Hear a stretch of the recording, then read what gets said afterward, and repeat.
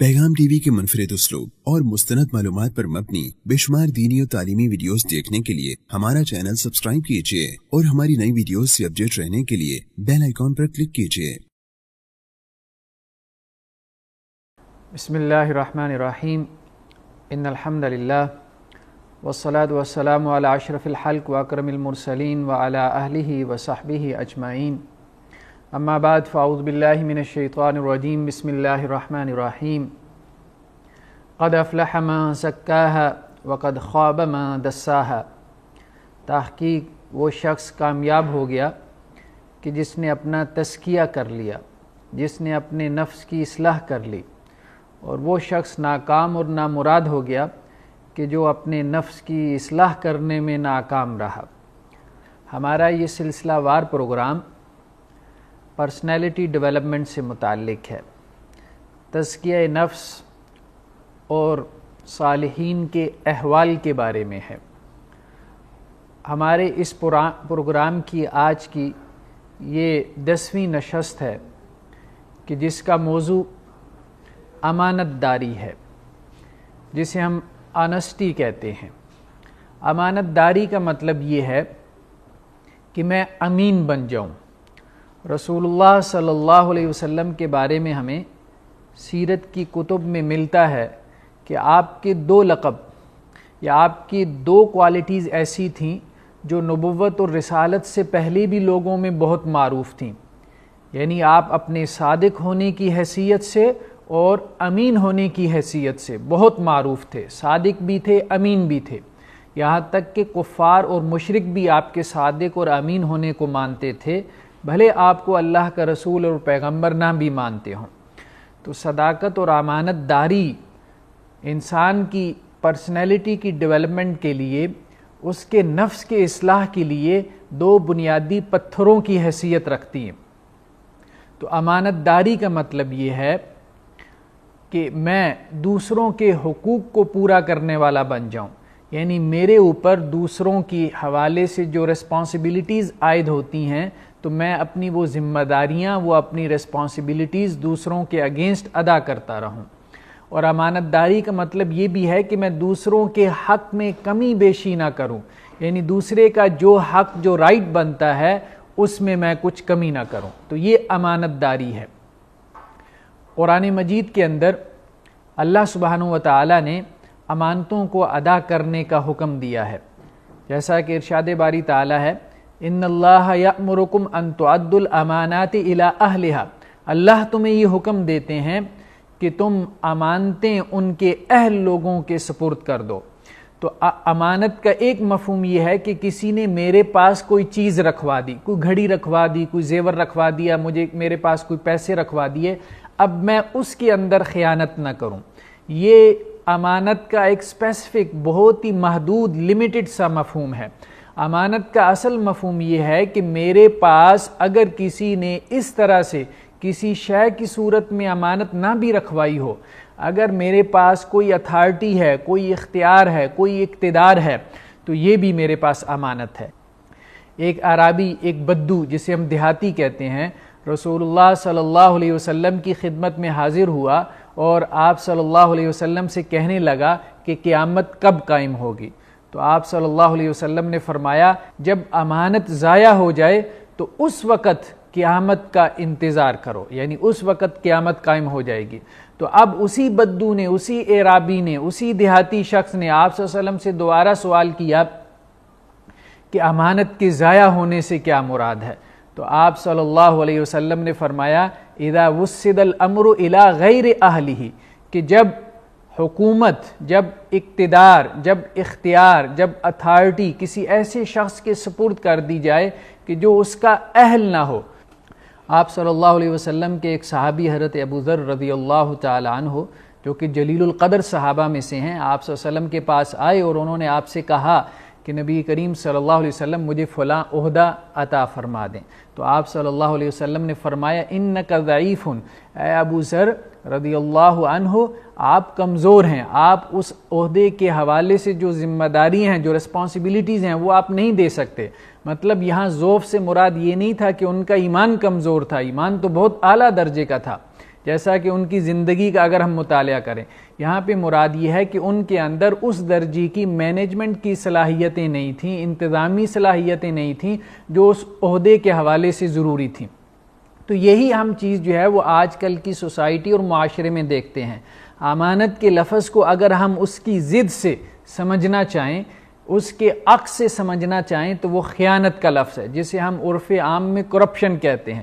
یعنی خیانت یا کرپشن جو ہے وہ امانت کی ضد ہے، اور جس سوسائٹی کے اندر کرپشن پھیل جاتی ہے تو وہاں سے امانت اٹھا لی جاتی ہے، اور امانت کا اٹھا لیا جانا رسول اللہ صلی اللہ علیہ وسلم نے فرمایا کہ یہ قیامت کی نشانیوں میں سے ہے۔ یعنی کرپشن کا عام ہو جانا یہ گویا کہ قیامت کی نشانیوں میں سے ہے۔ اس وقت تمہیں قیامت کا انتظار کرنا چاہیے جب سوسائٹی میں تمہیں دو لوگ بھی جو ہے وہ امانت دار نظر نہ آئیں، امین نظر نہ آئیں۔ اور قرآن مجید نے نیک بندوں کی جو صفات بیان فرمائی ہیں، یعنی مومنین صادقین کی، وہ مومنین صادقین کی جن کو اللہ سبحانہ و تعالیٰ نے صرف جنت کا سرٹیفکیٹ نہیں دیا بلکہ جنت الفردوس کا وارث ڈکلیئر کر دیا۔ سورہ مومنون کی شروع کی آیات میں 13-14 آیات میں تو وہاں پہ 6 صفات بیان ہوئیں ان لوگوں کی جو جنت الفردوس کے وارث بننے والے ہیں۔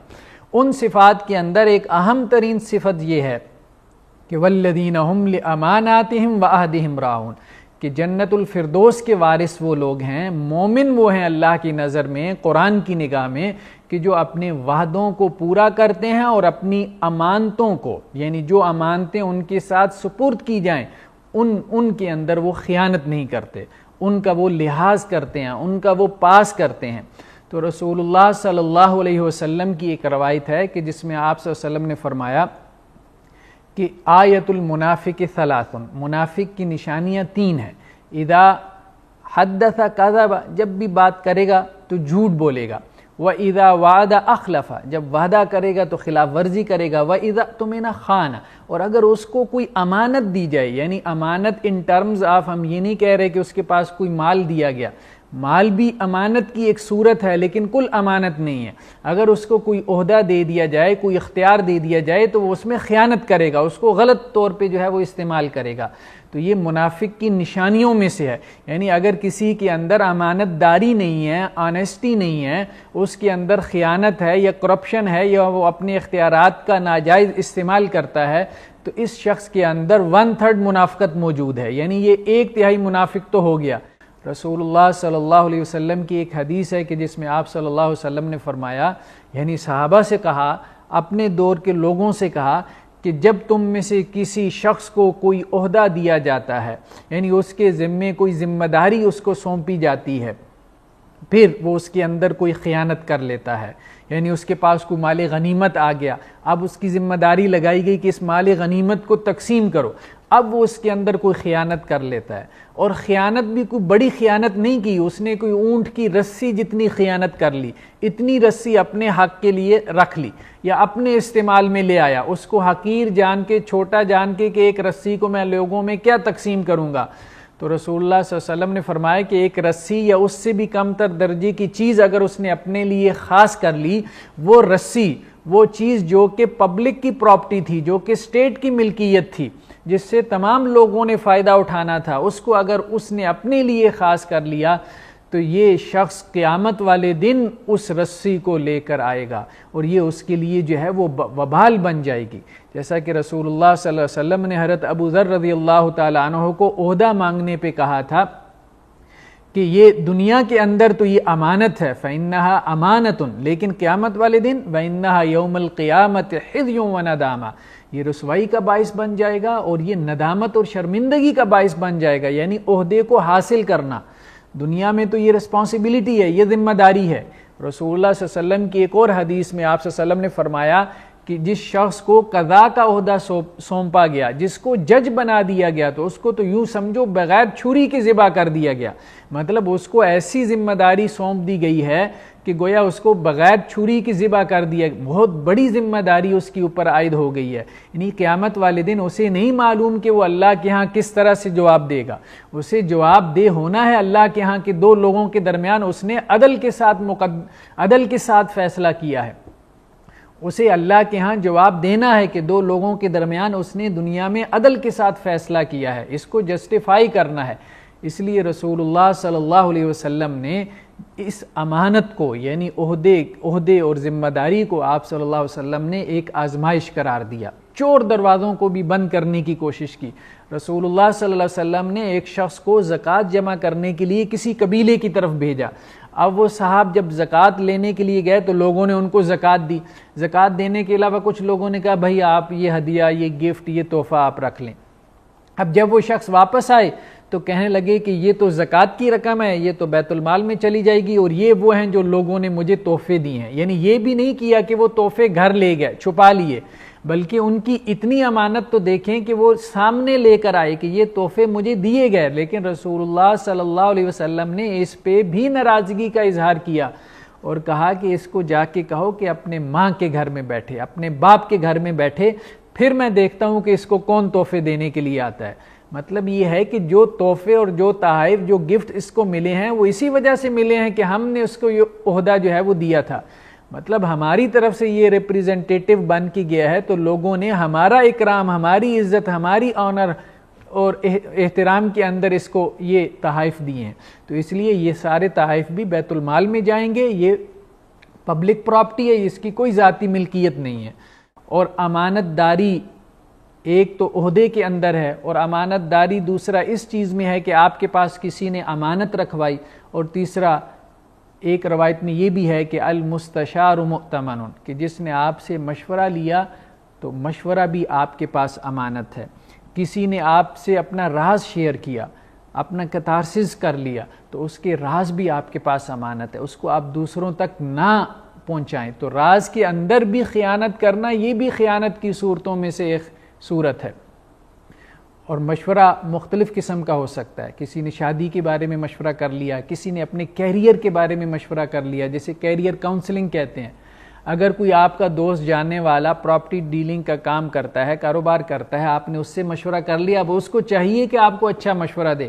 اب تو ہمارے ہاں سوسائٹی میں عجیب قسم کا ماحول ہے کہ اگر آپ تاجر کے پاس جاتے ہیں کپڑا خریدنے کے لیے، وہ آپ کا جاننے والا بھی ہے، یا آپ ریڑھی والے کے پاس جاتے ہیں پھل لینے کے لیے اور وہ آپ کی اس کے ساتھ کوئی شدھ بدھ بھی ہے، تو آپ کے ذہن میں پہلے سے ہوتا ہے کہ مجھے خراب پھل دے گا. آپ کے ذہن میں پہلے سے ہوتا ہے کہ مجھے جو ہے وہ 2 نمبر کپڑا دیا جائے گا.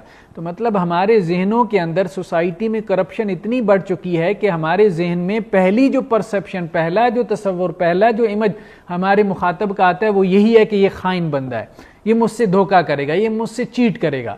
تو اس لیے جو ہے وہ ہمارے تمام حواس جو ہے اس کے ساتھ معاملہ کرتے ہوئے ایکٹیو ہو جاتے ہیں.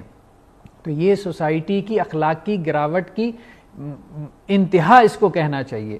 تو اگر ہم سوسائٹی کو اس اخلاقی گراوٹ سے نکالنا چاہتے ہیں، اگر ہم اپنی پرسنالٹی کو ڈیولپ کرنا چاہتے ہیں، اپنی اصلاح کرنا چاہتے ہیں، اپنے آپ کو آگے لے کے جانا چاہتے ہیں، اپنی تربیت کرنا چاہتے ہیں، تو اس کے لیے بہت ضروری ہے کہ ہم اپنے اندر امانت کا وصف پیدا کریں. مطلب وہ پیشے جو کہ بہت ہی ہماری سوسائٹی میں قدر کی نگاہ سے دیکھے جاتے ہیں، جن کی بہت رسپیکٹ اور آنر کی جاتی ہے، مطلب ٹیچنگ کا شعبہ ہے، یا اسی طرح آپ میڈیکل سائنس میں چلے جائیں کہ ڈاکٹر کا جو پیشہ ہے. اب ہمارے ہاں عموماً آپ دیکھیں گے ہر دوسرے بندے سے آپ کو یہ بات سننے کو ملے گی کہ ہمارے ہاں جو نارمل ڈیلیوری کا کیس ہوتا ہے تو ڈاکٹر صاحب اپنے پیسے بنانے کے لیے اس کو آپریٹ کر دیتے ہیں، آپریشن کے کھاتے میں لے جاتے ہیں. اب لوگوں کی یہ جو سوچ ہے، یہ تصور ہے، یہ کیا بتلا رہا ہے کہ سوسائٹی میں کرپشن بہت بڑھ چکی ہے. سوسائٹی کے اندر جو ہے وہ لوگ اپنے انٹرسٹ، اپنے مفاد کے لیے کچھ بھی کر سکتے ہیں، کہیں پہ بھی مطلب جا سکتے ہیں. اپنے مفاد اور انٹرسٹ کے لیے، اپنے 4 پیسوں کے فائدے کے لیے آپ کا کسی قسم کا بھی نقصان کر سکتے ہیں. تو ہر شخص کا اعتبار دوسرے سے اٹھ چکا ہے. تو جب سوسائٹی کی یہ کیفیت ہو جائے کہ ہر شخص کا اعتبار دوسرے سے اٹھ جائے، کوئی کسی کے اوپر جو ہے وہ اعتبار کرنے کے لیے تیار نہ ہو، تو اس سوسائٹی کے اندر آپ کیا مطلب خاک تبدیلی لے کر آئیں گے؟ اس سوسائٹی میں ممکن نہیں ہے کہ آپ لوگوں کے دلوں میں ایک دوسرے کے لیے محبت ڈال سکیں. اس سوسائٹی میں ممکن نہیں ہے کہ آپ کوئی صحیح معنوں میں کوئی ریئل چینج جو ہے وہ لا سکیں. تو امانت کا وصف بہت ضروری ہے، آنیسٹی بہت ضروری ہے اگر ہم چاہتے ہیں کہ ہم سوسائٹی کو ایک پیسفل سوسائٹی بنائیں، اگر ہم چاہتے ہیں کہ ہم اپنی شخصیت کی تعمیر کریں، اگر ہم چاہتے ہیں کہ ہم دنیا کے اندر اس کے آگے بڑھنے میں، اس کی ایڈوانسمنٹ میں کچھ نہ کچھ رول پلے کریں. تو اللہ سے دعا ہے کہ اللہ تعالی ہمیں امانت داری کے وصف سے موصوف کرے وآخر دعوانا ان الحمد للہ رب العالمین۔ پیغام ٹی وی